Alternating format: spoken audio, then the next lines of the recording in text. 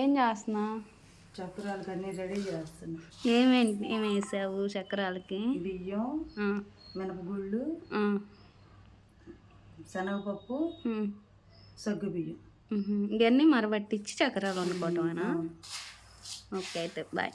అమ్మా వద్దు కలిపా బియ్య పిండి, గుళ్ళు, జీలకర్ర, ఉప్పు, కారం, వేడి నీళ్ళు. వేడి నీళ్ళు వేసి బాగా పిసికి చక్రాలలా కలపాలా? చక్రాల పిండికి సరిపడా? ఓకే అయితే